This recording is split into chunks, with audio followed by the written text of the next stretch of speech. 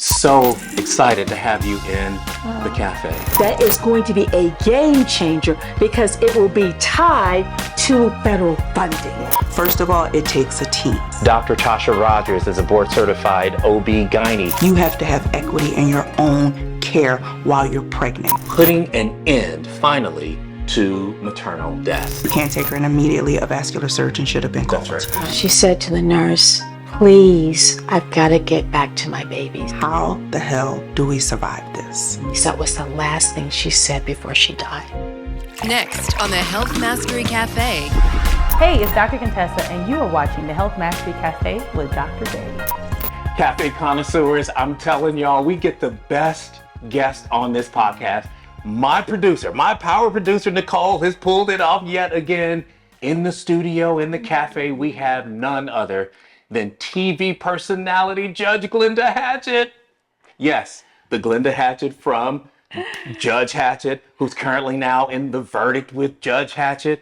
I don't know if you guys know this, but she actually is a real judge, right? She was the presiding chief judge here in Atlanta of the Fulton County Juvenile Courts for a long time. She's now practicing with a law firm of Stewart, Miller, and Simmons. And y'all, let me tell you, I'm so excited to have you in the cafe. Thank you for being here. Brother Doc, thank you. Yeah. Everybody's been thanking me since I walked through the door. It is my privilege to be here. I want you to know that I appreciate you giving voice to what you know is very important to me and my family. So not only is it my privilege, it's my responsibility to be here. Yeah. So anytime you call, Yeah. I'm going to show up. Oh, you y'all know heard that. Y'all heard you know that for real. Yeah, Because yeah. you all should also know, I mean, on a personal note, you were my mother's doctor That's right. for many, many years. right. And you're now my doctor too. Yeah, and so, you know, aside from me thinking that you are just wonderful, I just appreciate you. I Thank do. you. I hope you know that. Thank you. So thank you. Thank you very much. Thank you very much. It's going to be hard to keep going, but thank you. Thank you. I really appreciate that, and I really appreciate your time. So, Judge, one of the things that we do when we start is we ask, what's in your cup? Like, I'm a coffee guy. I've been right. drinking some green tea, not for the taste necessarily, but for the phytonutrients, for the nutrients. Because this is not for the taste. Yeah, not the kind that, because I've got some really good green tea. No. What's in your cup usually? So my cup right now is water. Yeah. But my cup is usually tea. Tea. I love Vada tea. I do a lot of green tea.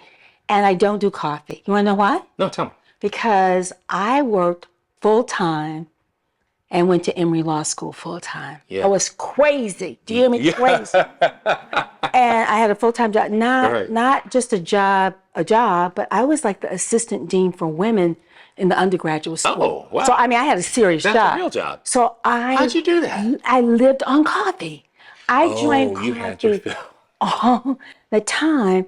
And so after I took the bar and passed the bar, I haven't had a cup of coffee since. Yeah. And my friends You said, graduated from law school and graduated from coffee at the same time. right, I You're did. like, yeah, I I'm did done. it because Yeah. I OD'd on it. I don't mean like I OD'd, like Yeah. a medical OD, Absolutely. but I mean, I drank That so was- much. you had So the plenty. thought of coffee now just sends me over the edge. I can't think about it. I can't drink it because I associate those long nights, those long hours, being in the ER with a student. Yeah, it's who a had been- PTSD of sorts. I'd be with one of my students who'd been raped or had to go tell her father Right, died in the sure, car. sure. Or some silly girl would come and say, Judge, my boyfriend broke up with me. I'm like, girl, I got serious issues. got I'm stuff to trying do. to pass this contract class, right? Yeah, right. So it was Torts, yeah, right, something. torts. So it was. I don't know what that means, but it just sounded good. It sounds, and it was right. It was on spot. I thought you knew what you were talking about. So I can't drink coffee anymore. Yeah. But my friends say it's a good thing because Yeah, I'm it's a a good thing. quad A personality, Yeah.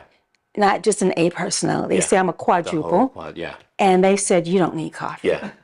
Now we got plenty of energy here. So, this is Maternal Mental Health Month. Yes. Women's Yes. Health Awareness Month. Yes. This is a really good time to talk about what I think is your most important work. Thank you. And that is putting an end, finally, to maternal death. Yes. Putting an end to it. Yeah. I'm not really sure everybody knows your story. I don't think they do. Yeah. Would you share that with us? I will. I will. I never referred to Kira as my daughter-in-law. She was married to my son, Yeah. but she was my daughter. Right? Vibrant, fabulous, fierce. I mean, you name it, she was all of that, and spoke not one, 4 different languages Oh, my. fluently. She owned 12 schools in China that taught English. I mean, she was she's just a badass. She was just, and I say that with the deepest respect and affection. She's a marathon runner. She had a pilot's license. She skydived. I mean, she It was a Renaissance woman. she was. She was. Yeah. And we were very close. And so, and I don't have biological daughters. So they already had a child who was born by an emergency C-section, and everything was fine. So the second child that was scheduled to be a C-section, they were living in Los Angeles, and I was planning to go out, and it's so funny, she called me. She said, I don't care what Charles said. I said, well, Charles said, don't come and let your family have some time with you. She said, Charles is your son. yeah, Charles is my son. Yeah. And so she said, Mama G, which is what she called me, Mama G, I don't care what Charles said. I need you here. And so obviously I was there. So my job was to take care of the 19-month-old, the Charles Spurgeon Johnson, the fifth, my grandson, and to make sure everybody was taken care of. Went to the hospital, whole entourage, her mother, we got our family, we were all there, and never expected not to walk out without her. I just never in my entire life ever thought. And so fast forward, he was born around 2:30. She was in recovery. Charles started seeing blood in the catheter. And so they ordered, took him a while, they ordered a CT scan stat, right? So all of us, that means like right now. That's right now. So I carried a tremendous amount of guilt because I left the hospital to take my grandson back to the condo because we've been there all morning, right? It was time for him to eat dinner and leave. So the doctor said, I may have nicked her bladder, so I will go in and fix it. It'll be 15 minutes. So they're giving her transfusions.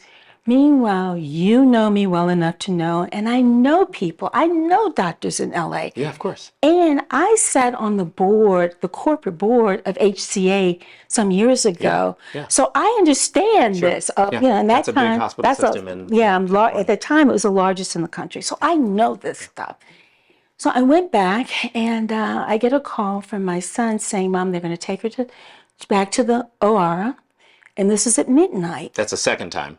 Yeah, so she had the C-section, but they waited now.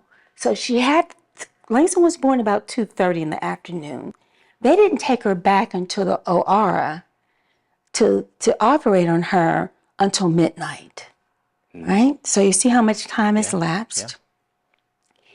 When they finally made the incision at 12:23 that morning, there were 3 liters of blood in her abdomen. She weighed maybe 105 pounds. She was teeny tiny, size 2, very petite. And she coded. As soon as they made the incision, she coded. Then they revived her. And the second time she coded, they didn't bring her back. So when my son called me, when they got her into the OR, he says, Mom, things have gone horribly wrong. I need you to pray. Well, I wasn't asleep, and little Charles had decided he didn't like the new bed we put together for him, so he was in the bed with me. And I didn't have a car. I didn't have a car seat. I was like, okay, what do I do? And so he said, Mom, I just need you to pray. And he called my mother, who and said the same thing to her. So then I'm calling him, I'm calling her mother, her brother, her cousin, her aunt. I'm calling everybody, and I can't get anybody to answer. About 4:00 in the morning, the door opens to our condo, And I hear all of this wailing. Wow. Just wailing. And Charles came into the room where I was. And he says, Mom, I need you to step out in the hall. I need to talk to you. And he says, Kira's gone. How could that be? Right. How could that be? He leans over, he kisses Charles, and he goes to the door. And I said, where are you going? And he says, I'm going to be with my son. And he left. So now I have her mother. Her father hadn't gotten there yet. Her mother, her brother, her cousin is like a sister. Her aunt is like a second mother to her. And I'm like, oh my God, Yeah. how could this be? When Kira died, the doctor went out the back door. He did not come out to talk to Charles. He sent somebody in the OR. You are a doctor. We have a guest that's going to be joining us who is a doctor. Guess how long the cut time was for her second C-section? She'd had a C-section. The cut time was supposed to be anywhere from 12 to 15 minutes. Because you have to go back through the original scar, and you have to, it was not an emergency. Right. It was not an emergency. The cut time was 3.5 minutes. He butchered her. Had he gone back in, had they done the CT scan at 6:30 when it was ordered, as opposed to waiting until midnight, they could have saved her life. Yeah. She shouldn't have had to die. And so the reason I am fighting, the reason that Charles has spent so much time on this is because I don't want any other family to go through what I have seen happen with my son and my grandchildren. So I brought them home. You know, Charles is saying, Mom, I'm staying in LA. I'm like, no, you're grown, but you're coming home. Right. Yeah. You know, you can't be in LA Right. with a new baby and a 19-month-old. You're coming home. And so I reorganized my home, and you know, Kira and Charles had lived with me before they moved to LA. So Charles had his own room and he had to play toys. So it was very familiar with him. In fact, as soon as he walked in the house, he started opening up the cabinets where his toys were. So that was a blessing. Yeah. Well, Naima, who you know well, my right hand, left hand chief of staff, was working in Atlanta while I was in LA, set up a nursery for Langston, transformed the house. And I brought them home. And so I had a grieving son, new baby, a 19-month-old, who's looking for his mommy and asking for her, not knowing that she'll never come back. So fast forward, tell you about a particular night. It's probably a little after midnight, and his room was next to mine at the house, and I'm a light sleeper, doors open, and I heard him wake up, and I got up, and this is what he said to me. He said, he talked very soon, very early. He's a very articulate child. I know for sure he wasn't 3 yet, almost 3. He said, Grandma G, do you have my mommy's phone? And I looked at him, and I said, no, sweetie. He said, do you have her cell phone? And I said, no. He said, I need you to find it. I need you to call her, and I need you to tell God I want her to come home. I want my mommy home. What do you say? What do you say? So that's why we're doing what we're doing. Absolutely. That's why we're doing what we're doing. Wow. That's why we're doing what we're doing. It's so disturbing to hear that the physician did not take the response. It's just the human thing to do. He walked out the back door. To go out to the family. Do you know how many times in an ICU setting you have to go and talk to a family? He walked out the back He did not do it. The disregard, that's what I'm having trouble with. Oh, it gets worse. The hospital ordered him to come and meet with us. Ordered him. He was not going to do it. Oh, no, he wasn't going to do it. right? Right? He wasn't going to do it. Let me ask you, did he know you were Judge Glenda Hatchett? I don't know if he did or not. I don't know that he did at the time. He certainly knew after the fact. Yeah, sure. But I don't know that he did at the time. But I looked him in the eye. And Charles said, I don't want your sympathy. I don't want you to tell me your sympathy. And I asked him point blank, are you sorry? Right? And I said, would you have done things differently if this had been your wife? Sure. And he couldn't answer me. He didn't answer. He did not answer me. He couldn't answer me. When they went up before the medical board,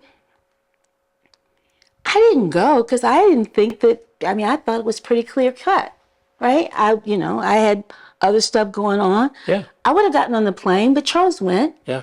He had not one, not two, six complaints against this doctor. Wow. Here was only fatality. She's the only woman who died, but there were six. He still has his license. No way. He's not. He might have it. He's not practicing. He should die. Oh, it gets worse. The chair of the medical review panel was a Black woman. She said to my son, I have such great respect for your mother. Tell Judge Hatchett I send my regards. Well, I can't say on this show what I said in response. Sure. Right? Right. You had a chance to do what was right. What was the right thing to do? And you did not. This man he did not lose his license. He got a slap on the hand. Yeah. He had to be supervised for a few months by another physician. Which means nothing. Which means nothing. Which means nothing. That he wasn't supervised. Yeah. Yeah. I cannot believe that he would want to. So, and this is the thing. It's a total disregard. It's a total disregard. It's a total disregard. Does he think he's right? Or does he know, this is the obviously we don't know the answer to this. Is this a man who thinks I should still be practicing? Or is he saying, my skill level is flawed. I should not do this because it harms people. I think he doesn't care. You think he doesn't care? The meeting with the family, he was ice cold. He was detached. The only reason. He's mentally ill. The only reason, Doc, he was in that room is because the hospital administrator forced him to come and meet He's with mentally us. ill. He's got a personality disorder until proven otherwise. I'm not giving him any, I know you're not. I know you're not. He is ill. He's ill. He didn't care. He didn't care. And in California, the rules are so different. We would have had a very different outcome had that happened here in Georgia. Of course. A very different outcome. Sure. But, the caps in California are very, very low. They're very, very low in California on Maternal in these circumstances. Yeah. And he knows that. So, he doesn't care. Yeah. It was clear that he did not care. Yeah. Right? So how do you do a C-section in 3.5 minutes? And the nurse in the OR was the whistleblower. She's the whistleblower. Something was she wrong is the with that. whistleblower. Yeah, she told us that. Yeah. And she flew with her daughter to Kira's funeral. That's how upset she was. Yeah. And she left the profession of nursing after that. They fired her. They fired her for blowing the whistle. I said, and she got attorneys after that too. I got you. She said, no, Judge, don't get me an attorney. She said, I just want to be done. And she left. A caring nurse, scarred forever.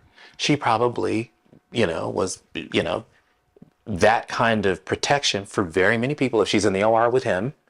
And now she's gone. She's gone. I really want to get into. And I didn't mean to take so much time, but I think that people have to see. I'm so glad you went through that. What happened?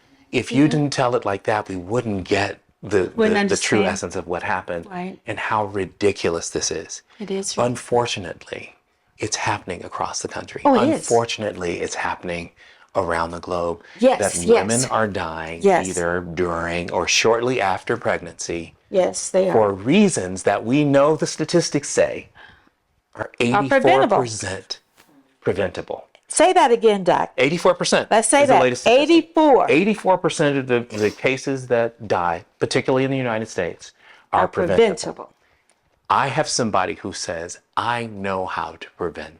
Good. I know how to put an end to maternal death. I want to bring her on. Right. Let's bring her on after the break. We'll be right back. Okay, wonderful. So we're back on the Health Mastery Café with Judge Glenda Hatchett, who was sharing with us this story of absolute horror for your family, for you, for her children. And unfortunately, it's an example and illustration of a problem that we have in the country. I wanted to bring in an expert to help us break this down in a way that only she can. Yes. Dr. Tosha Rogers is a board-certified OB-GYN here in Atlanta. She's the founder of Atlanta Premier OBGYN and the founder of a nonprofit called Sisters Caring for Others. It's all dedicated to ending exactly what we're talking about. That's maternal death. Dr. Tosha Rogers said to me, listen, Dave, I have the answer to end maternal death. I said, don't tell me. I want you to tell me on camera so that everybody can hear it at the same time. And so can Judge Hatchett. Tosha Rogers, Dr. Rogers, thank you so much. So grateful. Thanks. It's such an honor to be here. I can't I wait. love you, Dave, I can't and wait. it's just an honor to be here with you and meet you and just hear your story. I apologize for every obstetrician in the country. That is not who we should be. That is not who most of us are. Mm-hmm. Unfortunately, in every field, there are predatory people. And that sounds a little bit like a sociopath, unfortunately.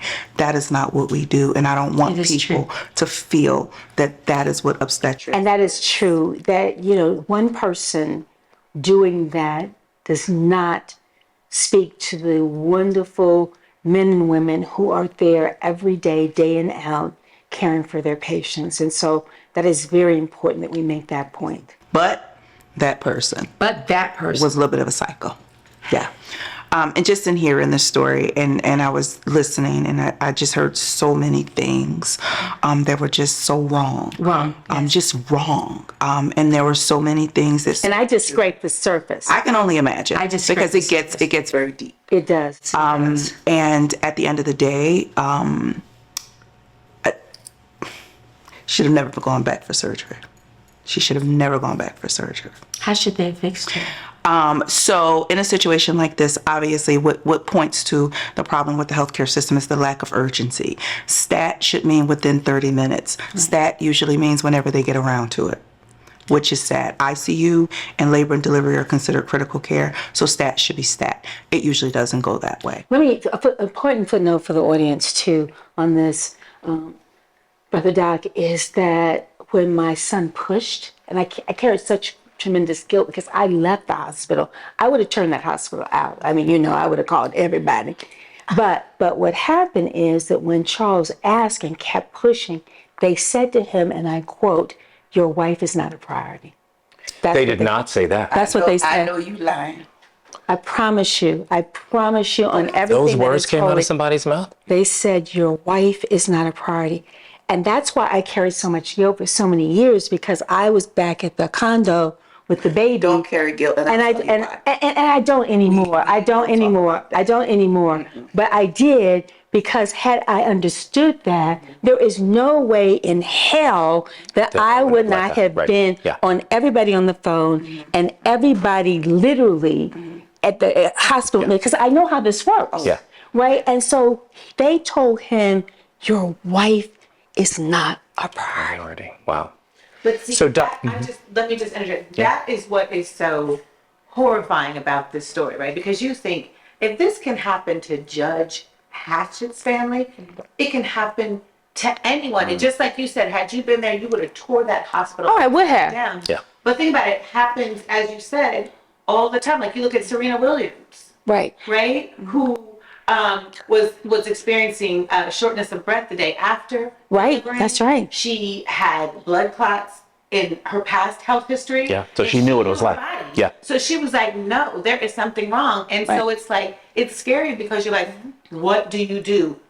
Like I would have torn the hospital up too. I would have turned it out. Yeah. I mean, it's just, that's the scary part. As we talk, I'll tell you what. Yeah, so Dr. Rogers What could they has... have done? Yeah. What could they have done? How could Honestly, her life again, have been this is very, generic because I don't have all the details. Right. A bladder doesn't do that.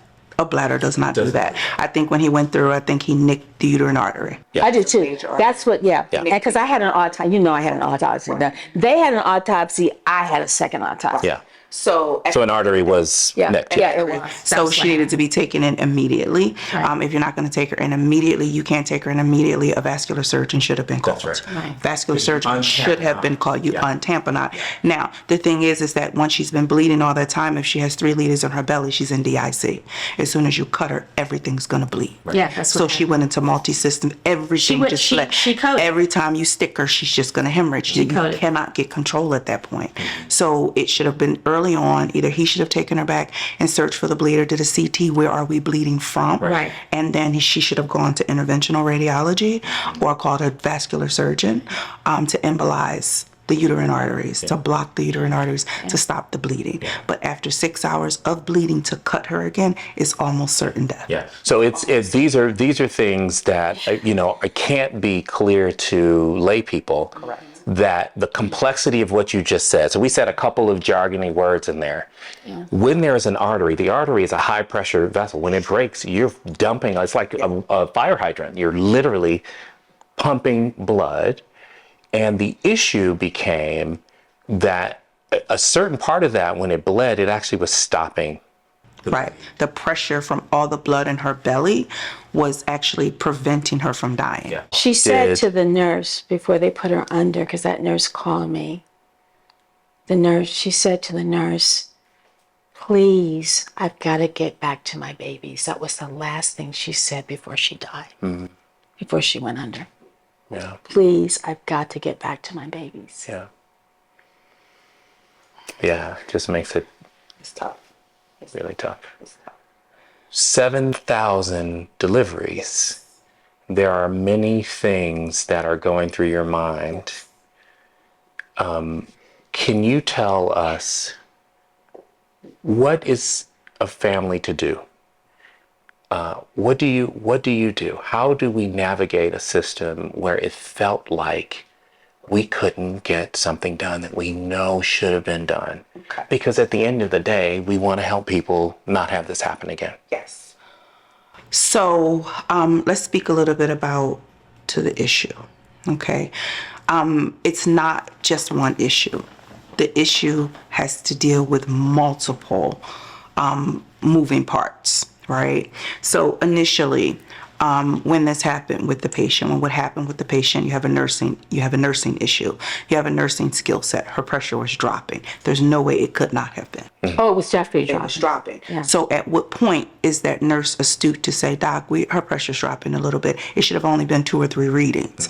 When you're freshly post-op, you're 15 minutes. Every 15 minutes, we're doing vitals. After you get 3 or 4 vitals and you're like, her pressure's dropping. Anesthesia should be aware of that, and her doctor should be aware of that. Oh, the doctor came. You know what he did? He said, oh, let's just give her some blood transfusions. He was there for a few minutes and then left. He said, give her transfusion. So he knew there was enough of a bleed He knew that was a problem. to get a transfusion. So they started blood transfusions, and he then left. Problematic. He knew. Problematic from the very beginning. Yeah. So this is a skill set issue. This is an ignoring and a negligence issue. It's a whole lot of issues wheeled into one. But when we talk about saving women's lives, unfortunately, it does not appear to me that the social status of a Black woman or a Black person is of importance at the hospital. It doesn't matter at all. The equity is not there, because what are we going to do? The equity is not there. By that you mean what? That means that the hospital is not going to suffer a hit from the death of her, as long as they're brown people. We're going to march for 2 days. We're going to argue for a little bit. This may get settled with the settlement, or it may get ignored. But at the end of the day, there's no harm going to come to anybody if this And happens. the doctor still gets to practice. And the doctor still is practicing medicine. Correct. Now, the issue with that is concerned, he would have to have done something so egregious to take his license, right? So they're not going to take his license for the most part, but Even though there were 5 other complaints before the board that same day. She was the only only person who died. But but at the end of the day, based on what happened, he should not be able to get insured at this point.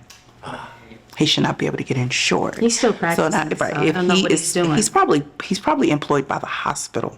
So the insurance company has all the doctors. So they're going to let this one pass because they insure 500 others. So it's a whole political system, right?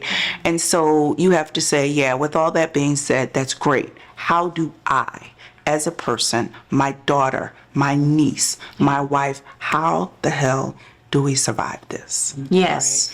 Because again, as an obstetrician, I know doctors who are well esteemed, and people see them on the internet and they go to them. They are jacking people every day. They're killing people every day. The hospitals are changing medical records. They are protecting their staff. This is what happens. So in all of that, there's literally a hospital that I left because I couldn't watch it anymore. Now, to the point, what you said about the black lady on the board, it is egregious. Yeah, she's the chair. She wasn't just on the board. But She was she's the chair for a reason. She's the chair for a reason. Now, hear this. And when you come to doctors, only 3% of doctors in the country are African American. Is that right? It is 3%. Now, we're in Atlanta, so everywhere you turn, Yeah, so you I see a sister or a brother. Yeah, I'm But I have patients who come in and they look at me like, and I'm like, everything okay? I've never seen a black doctor before. You're 40 years old. What do you mean you never seen a black doctor before? But the point is, what happens is when you're in these health systems, they will put you in a place where if you stand up, if you buck up, if you defend, they will put you in a place where quiet down, or we will jeopardize your well-being. When people have kids, people have families, people have homes, so you back down. Some people, but you back down. So it becomes a little bit of an issue. So when you have somebody like that, who is the head of something like that, it should be a little bit of a clue they're not going to do a whole lot.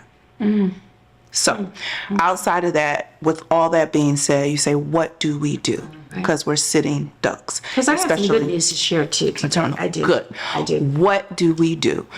So in seeing this and dealing with this, I've come up with what I think is a plan that will help not only maternal, but any surgical patient. Good. Because it's not just about the baby coming out. Right. It's a surgical issue. It's a healthcare issue in general. So here it is. Now, first and foremost, when we have a pregnant woman, what we want to do is take our issues off the table as far as causing complications at delivery. 85% of African Americans, including myself, I'll take responsibility for that, suffer from obesity. It's a thing. So when you're pregnant, pick a doctor who gets it, who gets you, who gets the culture, who's going to say you need to eat this, you need to drink this, stay away from processed foods, you need to be drinking water, you need to be walking, you need to be exercising. You have to have equity in your own care while you're pregnant. You can't be like, I'm pregnant, and then just eat Popeye's chicken for the whole pregnancy. You have diabetes, you have hypertension, you have all of these things that put you at risk.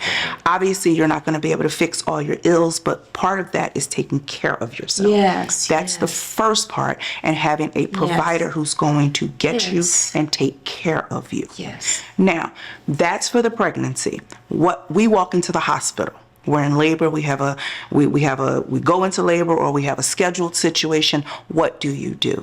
First of all, it takes a team. It takes a team.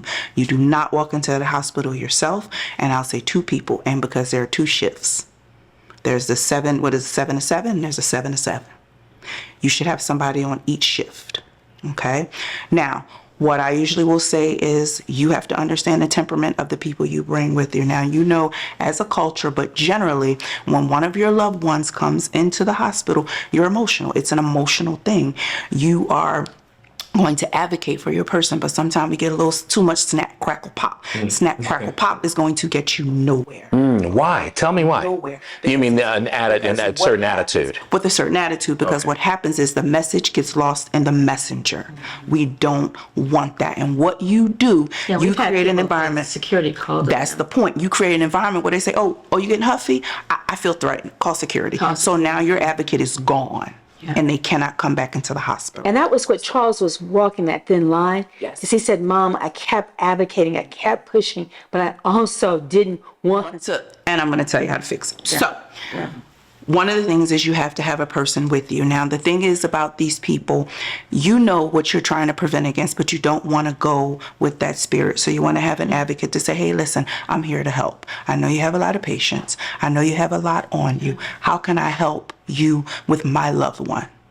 Do you need me to hit a button to do the blood pressure? Do you need me to press on her belly to see if she's bleeding, how much pain she has? Do you need me to pull the covers back?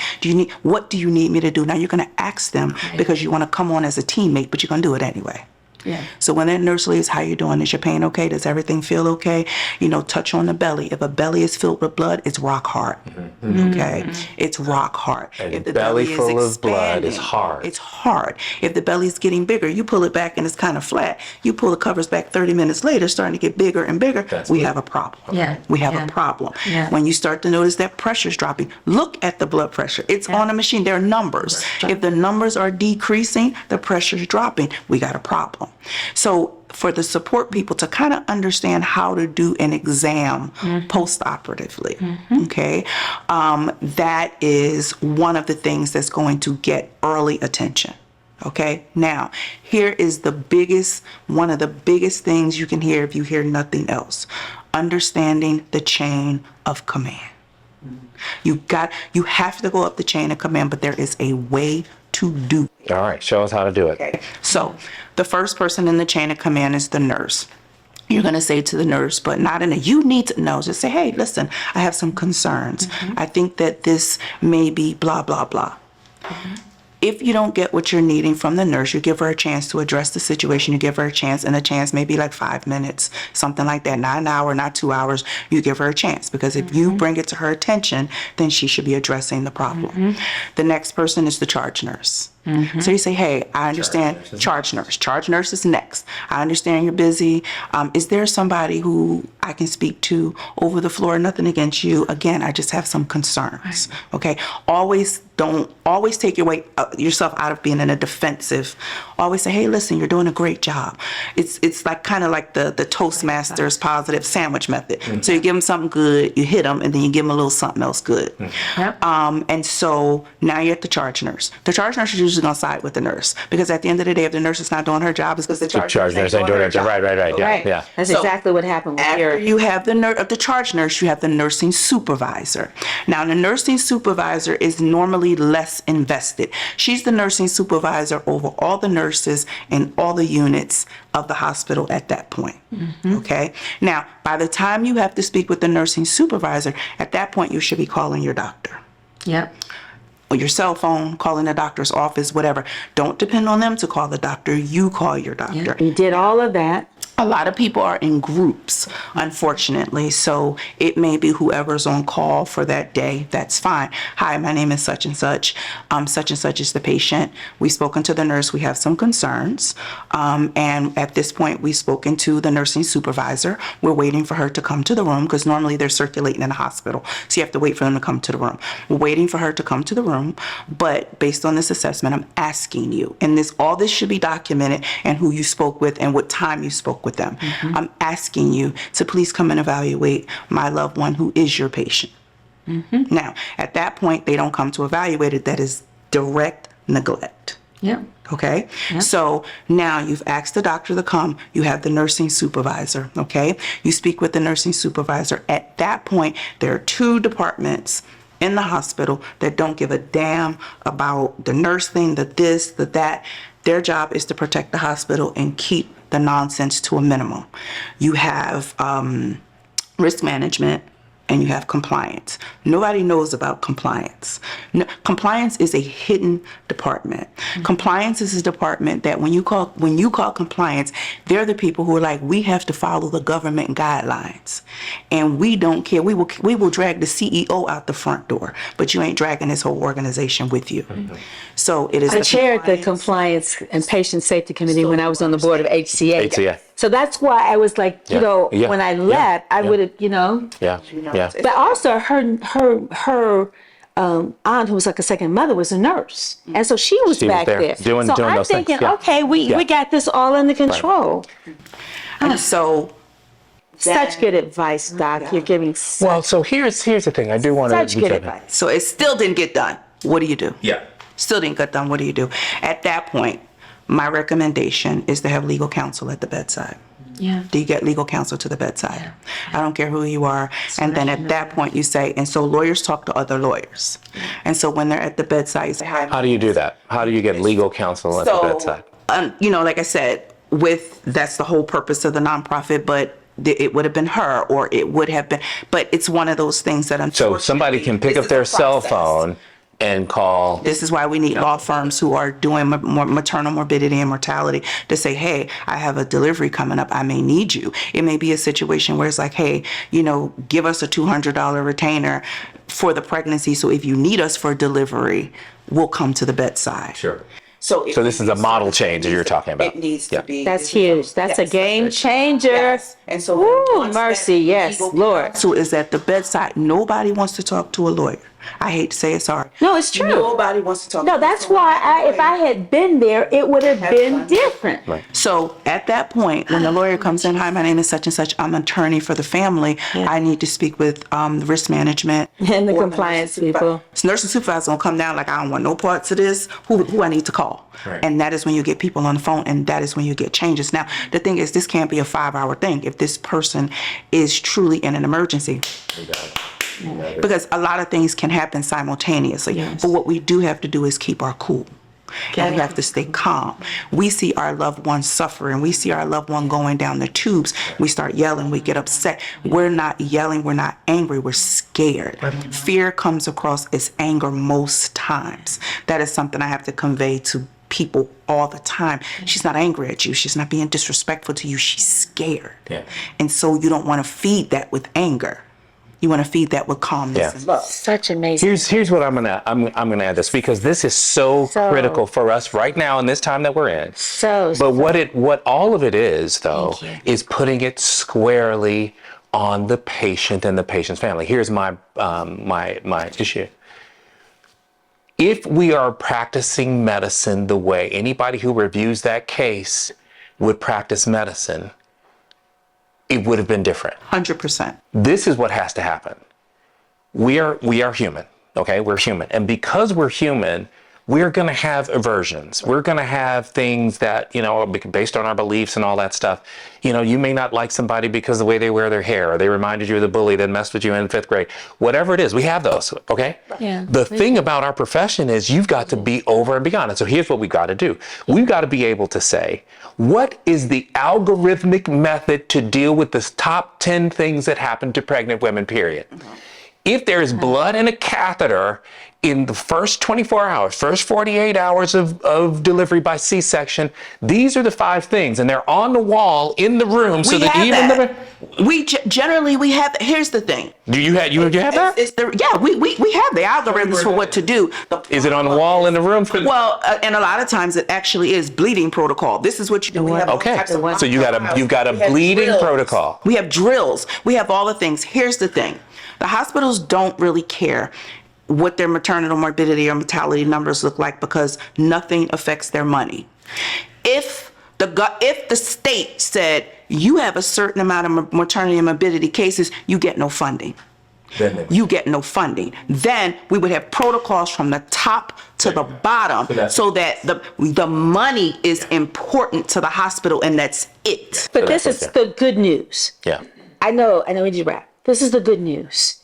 As of May of 2023, the Health and Human Services Department opened an investigation on Cedars-Sinai. Yeah. Kira was at a world-class hospital. Absolutely. world-class hospital. Right. And Senator Cory Booker, who I respect, who talked to me after Kira died, he said, Judge, until it gets tied to funding, nothing will change. They opened an investigation May of last year. It is the first time in history have the feds ever done that. And if they then follow through on this investigation, which my son, other advocates have been pushing for this investigation since Kira died. Yeah. If they finally opened it, that is going to be a game changer because it will be tied to federal funding. That investigation. So I am telling you, I'm telling everybody who's listening, there is reason for hope, but it will not change. And I am hoping that this will be a domino effect, and it will not just be Cedars, but every hospital in this country that gets federal funding will have to be accountable. Yeah. It's a game changer. Yeah. It is a game changer. And I have been praying. I've been in Washington more since Kira died than I have been all total in my life. Yeah. But this is a nonpartisan issue. It's not Republican. It's not Democrat. It is a human issue. Yeah. And I will tell you, the sister in Chicago who has the maternal piece in Congress, Representative Kelly, has been doing a yeoman's job, and we need to celebrate them. Yeah. The other piece last month, $100 million, not nearly enough, but Biden has allocated $100 million to the issue of the disparity of Black and brown women dying unnecessarily in childbirth. Yeah. And that's the crusade that we are all glad you're on, Judge. Thank you. And that is the crusade, Dr. Rogers, that we are glad that you are supporting. So I am just encouraged by this today, which is why I've shared that I have a lot of prayer. At 8 years, Kira's been gone for 8 years now, I really now have the strength. I am taking on these maternal death cases. I have to, because until there's accountability, there will be no change. Yeah. There will be no change. And the more voices attached to this problem, the louder it gets. The louder it gets, the more solutions happen. Right. Judge Hatchett, thank you for being here. Oh, no, thank it's you my for privilege. sharing Thank you so for selflessly. this. Thank Dr. you. Tosha Rogers, thank you so much. I'm so grateful. You guys know what I always say. So grateful. There is nothing more important than your health.